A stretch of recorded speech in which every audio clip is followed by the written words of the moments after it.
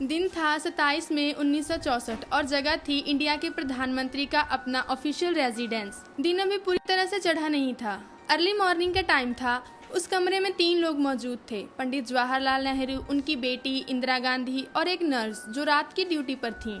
इंदिरा गांधी और उस नर्स का काम था पंडित जवाहरलाल नेहरू का ध्यान रखना। अगर वो उठते, उन्हें कहीं जाना होता, किसी चीज़ की ज़रूरत होती या फिर उन्हें बाथरूम जाना होता तो उन्हें सहारा देकर उन्हें साथ लेकर जाना। क्योंकि कुछ महीने पहले उड़ीसा के भुवनेश्वर में उन्हें एक हार्ट अटैक आया था, जिसकी वजह से उनकी फिजिकल हेल्थ बहुत ज़्यादा खराब हो चुकी थी। उनके पर्सनल डॉक्टर के.एल. विक की खास हिदायत थी कि पंडित जवाहरलाल नेहरू को कहीं भी अकेले नहीं जाने दिया जाएगा। अगर उन्हें किसी भी चीज़ की ज़रूरत होगी या फिर उन्हें कहीं भी जाना होगा तो उन दोनों में से कोई ना कोई हमेशा उनके साथ रहेगा। इसलिए ये दोनों महिलाएं उस रात ड्यूटी पर थीं। एक समय ऐसा आया जब रात की ड्यूटी पर होने के बावजूद इंदिरा गांधी और उस नर्स की आंख लग गई और वही हुआ जिसका डर था। पंडित जवाहरलाल नेहरू खुद हिम्मत करके बाथरूम गए और वही हुआ जिसका डर था। वो वहाँ पर जाकर गिर गए। उन्हें काफ़ी सारे चोटें भी आईं। उनके गिरने की आवाज़ सुनकर इंदिरा गांधी और नर्स उनके पास गईं और उन्हें वापस लाकर बेड पर लिटाया। फिर के.एल. विक को फ़ोन लगाया गया। वो तुरंत आए और जब वो आए तो बहुत गुस्से में थे। उन्होंने उन दोनों को डांटा भी और ये भी कहा कि जब मैंने मना किया था कि पंडित जवाहरलाल नेहरू को कहीं भी अकेले नहीं जाने देना तो आप लोगों से इतनी बड़ी गलती कैसे हो गई। पर जिस इंसान की बात हो रही थी वो इंडिया के सबसे प्रोमिनेंट इंसानों में से एक थे जिनकी उस समय पर मौत हो चुकी थी। पंडित जवाहरलाल नेहरू इंडिया के पहले प्रधानमंत्री 27 मई 1964 को इस दुनिया को छोड़ के हमेशा के लिए चले गए। उनके बेड के बिल्कुल पास एक टेबल था। उस टेबल पर भगवत गीता, रिलीजियस बुक्स और बहुत सारे धार्मिक ग्रंथ पड़े थे। ये एक बहुत अजीब और दिलचस्प बात थी कि एक इंसान जो सारी ज़िंदगी रिलीजन से काफ़ी दूर रहा, जिसके बारे में कई किस्से हैं, अगर उन्हें कभी किसी मंदिर या गुरुद्वारे जाने के लिए कहा जाता तो वहाँ पर फॉलो करने वाले रूल्स और रेगुलेशंस की वजह से वो हमेशा मना कर दिया करते थे। वो एक सेकुलर इंसान थे, पर अपनी ज़िंदगी की आखिरी पलों में वो अपने ग्रंथ और अपने धर्म से बहुत ज़्यादा जुड़ चुके थे। एक इंसान जो सारी ज़िंदगी रस्मों रिवाजों से दूर रहा, उनका अंतिम संस्कार एक proper Hindu upper caste traditional तरीके से हुआ। प्रधानमंत्री की पोस्ट एक ऐसी पोस्ट है जिसे ज़्यादा टाइम तक खाली नहीं छोड़ा जा सकता था। उसे फिल करना बहुत ज़्यादा ज़रूरी था। इंडिया का अगला प्रधानमंत्री चुनने की जिम्मेदारी कांग्रेस पार्टी के कामराज पे थी। कुछ सीनियर लोग थे जिनमें से किसी एक को प्रधानमंत्री के पद के लिए चुना जाना था। 2-3 नाम प्रोमिनेंट थे, जिनमें से लाल बहादुर शास्त्री, मोरारजी देसाई और एक साउथ इंडियन लीडर थे जो पंडित नेहरू के साथ कैबिनेट मिनिस्टर रह चुके थे और उन्हें टीटीके कहकर भी बुलाया जाता था। सबसे पहले गुलजारीलाल नंदा को एक्टिंग प्रधानमंत्री बनाया गया, लेकिन उनको परमानेंट प्रधानमंत्री बनाने के बारे में ज़्यादा नहीं सोचा गया क्योंकि उनका काम सिर्फ उसी टाइम तक गद्दी संभालना था। असली प्लेयर इन्हीं चारों नाम में से एक होना चाहिए था और वो एक ऐसा इंसान होना चाहिए था जो के कामराज को पसंद हो। सबसे पहला नाम था लाल बहादुर शास्त्री का। इस इंसान के बारे में पार्टी के अंदर ये बातें हो रही थी कि ये इंसान बहुत ज़्यादा ईमानदार है और इन्हें कोई भी पैसों का लालच देकर कभी खरीद नहीं सकता। दूसरी बात ये थी कि इनकी काबिलियत, पर्सनैलिटी, काम करने का तरीका काफ़ी हद तक पंडित जवाहरलाल नेहरू जैसे ही थे। पंडित जवाहरलाल नेहरू लाल बहादुर शास्त्री को अपने बहुत नज़दीक रखते थे और उनकी बहुत तारीफ किया करते थे। ये सारे पॉजिटिव पॉइंट्स लाल बहादुर शास्त्री को प्रधानमंत्री बनने के हक में जाते थे। लेकिन बात यहाँ ये थी कि वो एक बहुत सिंपल इंसान थे, उन्हें बहुत ज़्यादा पॉलिटिकल जोड़ तोड़ नहीं आती थी। दूसरी बात ये थी कि पार्टी के बाकी मेंबर्स के साथ उनकी बहुत ज़्यादा स्ट्रॉन्ग अलाइनमेंट नहीं थी, जिसकी वजह से शायद उन्हें पार्टी के बाकी मेंबर्स से कोई भी सपोर्ट नहीं मिल सकती थी जो अपने आप को प्रधानमंत्री के पद के लिए हकदार मानते थे, जैसे कि टीटीके और गुलजारीलाल नंदा। लाल बहादुर शास्त्री के प्रधानमंत्री बनने पर अपना गुस्सा जाहिर करते हैं और ये कहते हैं कि ये इंसान प्रधानमंत्री नहीं बन सकता। दूसरी तरफ मोरारजी देसाई के बारे में ये बात इतनी मजबूती से नहीं कही जा सकती थी। ये बात के कामराज को भी पता थी क्योंकि वो काफ़ी लंबे समय से एक साथ रहे थे और उन्होंने काफ़ी सारे इवेंट्स भी एक साथ किए थे, जिसकी वजह से वो नहीं चाहते थे कि मोरारजी देसाई अगले प्रधानमंत्री बने। एक और चीज़ कुछ महीने पहले हुई थी जब पंडित नेहरू जिंदा थे। 1964 में ही, उसी साल जिस साल उनकी मौत हुई, वो एक टूर पर गए थे। जब भुवनेश्वर में उन्हें हार्ट अटैक आया था उस समय उनकी तबीयत बहुत ज़्यादा ख़राब होना शुरू हो चुकी थी, जिसकी वजह से उन्होंने एक सीक्रेट मीटिंग रखी। इस मीटिंग के बारे में किसी को भी पता नहीं था। वह मीटिंग के कामराज और कांग्रेस के बड़े पार्टी लीडर्स ने की थी। उनमें एस निजालिंगप्पा जो कि कर्नाटक से थे और अतुल्य घोष जो कि वेस्ट बंगाल से थे और नीलम संजीव रेड्डी जो कि आंध्र प्रदेश से थे। ये मीटिंग इन चारों लोगों के बीच में हुई। बाहर से तो सब कुछ नॉर्मल ठीक लग रहा था, लेकिन अंदर ही अंदर सबके बीच तोड़मोड़ होना शुरू हो चुकी थी। वो ये सोच रहे थे कि भगवान ना करे अगर फ्यूचर में कभी ऐसी सिचुएशन बनती है जब पंडित जवाहरलाल नेहरू इस दुनिया में ना रहें, तो उनके बाद कौन सा इंसान इंडिया की बागडोर संभालेगा। इस मीटिंग में ये चारों लोग एक ही नाम पर जीरो डाउन हुए थे और वो था लाल बहादुर शास्त्री का। इसलिए के कामराज चाहते थे कि लाल बहादुर शास्त्री अगले प्रधानमंत्री बने। उस समय इंदिरा गांधी एक कच्ची पॉलिटिशियन थी। जिस समय की हम बात कर रहे हैं उस समय इंदिरा गांधी एकदम एक आउटसाइडर जैसी ही थी। मैदान में बड़े बड़े तजुर्बेकार लीडर्स बैठे थे। इंदिरा गांधी उस समय एक ऐसी इंसान थी जिसे शायद किसी कंपनी में ले जाकर बैठा दिया गया हो और वो सिर्फ आसपास की चीजें को निहार रही हो।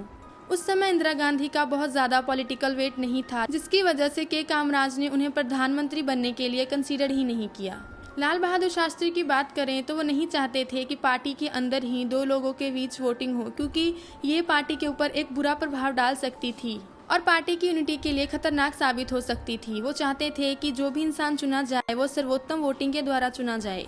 उनकी पर्सनल राय ये थी कि इंदिरा गांधी को चुना जाए, क्योंकि वो पंडित जवाहरलाल नेहरू की बेटी थी और उनकी लेगेसी से जुड़ी हुई थी, या फिर जयप्रकाश नारायण को। जयप्रकाश नारायण एक फ्रीडम स्ट्रगल थे। वो उन लोगों में से थे जिन्होंने भारत की आज़ादी के लिए निष्काम सेवा की।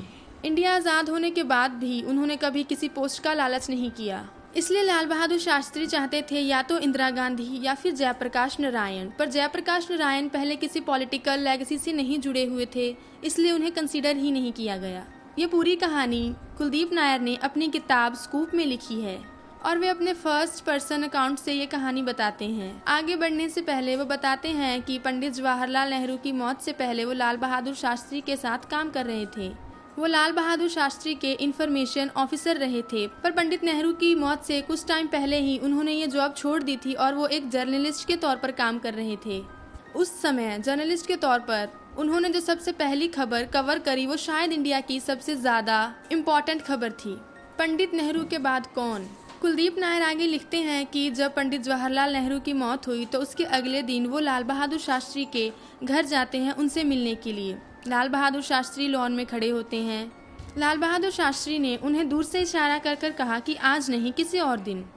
जब कुलदीप नायर ने वहां खड़े लोगों से पूछा कि दिक्कत क्या है, तो उन्होंने बताया कि पंडित जवाहरलाल नेहरू का अंतिम संस्कार कुछ समय पहले ही हुआ है, लेकिन वहां पर कोई गड़बड़ हो गई है। वहां प्रॉब्लम ये आई थी कि पंडित जवाहरलाल नेहरू बहुत ही छोटी कद काट के इंसान थे और उनकी बोन्स बहुत ज़्यादा स्ट्रॉन्ग थी। उनकी इन्हीं स्ट्रॉन्ग बोन्स की वजह से मृतदेह प्रॉपर तरह से नहीं जली थी, इसलिए लाल बहादुर शास्त्री वापस वहीं जा रहे थे। इधर कांग्रेस पार्टी के अंदर वही चीज़ हो रही थी जिससे लाल बहादुर शास्त्री और के कामराज डरते थे। पार्टी के अंदर दो लोगों के बीच वोटिंग होना एक खतरा बन सकती थी। इससे पार्टी भी टूट सकती थी, जिसका प्रभाव पार्टी के ऊपर बहुत ज़्यादा बुरा पड़ सकता था। के कामराज चाहते थे कि लाल बहादुर शास्त्री अगले प्रधानमंत्री बने, लेकिन मोरारजी देसाई ने ये ठान लिया था कि वो उन्हें प्रधानमंत्री नहीं बनने देंगे और खुद उस प्रधानमंत्री की सीट को संभालेंगे। इंडिया की काफ़ी सारी ट्रेड और बहुत सारी चीज़ें सोवियत यूनियन के साथ जुड़ी हुई थीं, इसलिए इंडिया पर सोवियत यूनियन का प्रभाव काफ़ी ज़्यादा था। सोवियत यूनियन इंडिया में होने वाली सारे इवेंट्स पर काफ़ी नज़दीक से नज़र रखे हुए था। मोरारजी देसाई पुराने और मंजे हुए पॉलिटिशियन थे। उनके सोवियत यूनियन के साथ बहुत अच्छे रिलेशन थे, जिसकी वजह से सोवियत यूनियन वाले ये चाहते थे कि मोरारजी देसाई ही देश के अगले प्रधानमंत्री बने, क्योंकि उनके साथ पुरानी जान पहचान है और अगर वो देश के अगले प्रधानमंत्री बनते हैं तो उनके लिए बहुत ही अच्छा साबित होगा। दूसरी तरफ लाल बहादुर शास्त्री एक बहुत ही सिंपल इंसान थे जिन्हें ज़्यादा पॉलिटिकल जोड़ तोड़ नहीं आती थी, जिसकी वजह से बहुत सारे पॉलिटिशियंस और लीडर्स मोरारजी देसाई के साथ खड़े थे।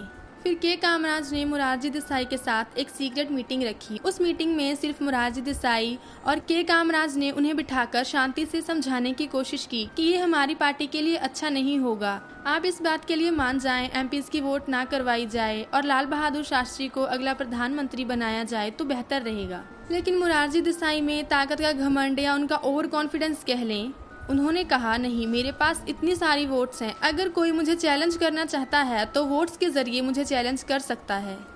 के कामराज ने उस मीटिंग में हुई सारी बातें पार्टी के भरोसेमंद लोगों तक लीक कर दी, जिसकी वजह से मोरारजी देसाई की इमेज थोड़ी डाउन हो गई। क्योंकि जब आप इतनी सेंसिटिव पोजीशन पर होते हैं और अगर किसी चीज़ की जिद करते हैं तो इसका इम्पैक्ट आपकी इमेज पर बहुत बुरा पड़ता है।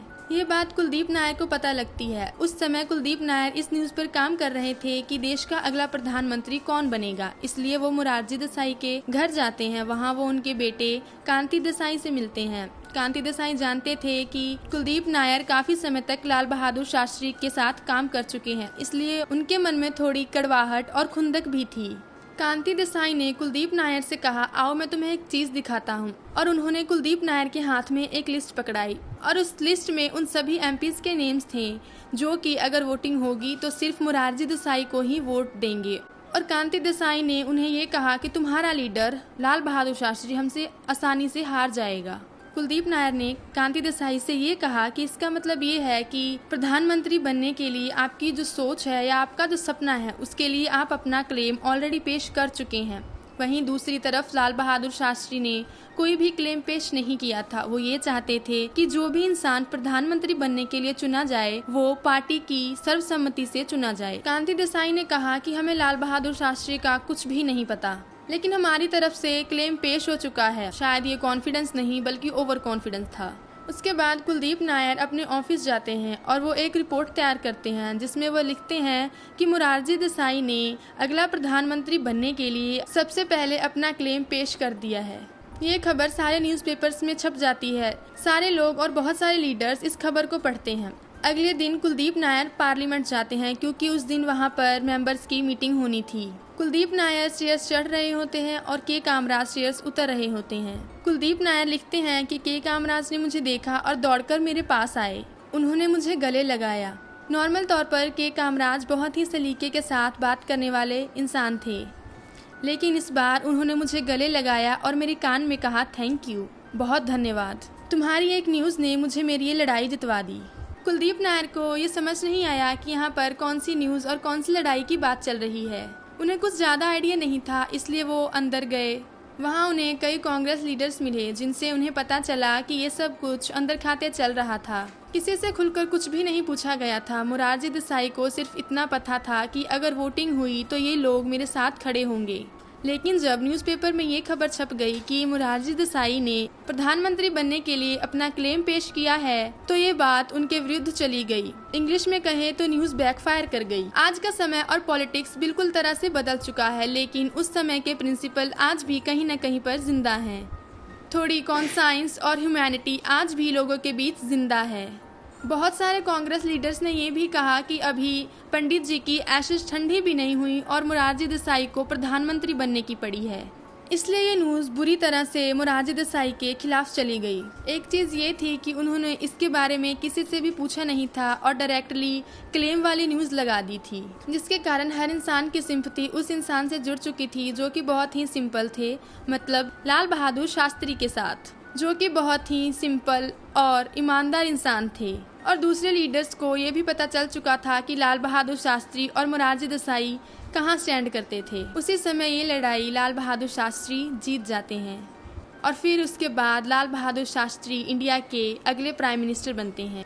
ये था मेरा आज का वीडियो, जिसमें फाइनली एक न्यूज़पेपर में एक छोटी सी न्यूज़ लगने के कारण इंडिया का एक आम इंसान प्रधानमंत्री बन जाता है।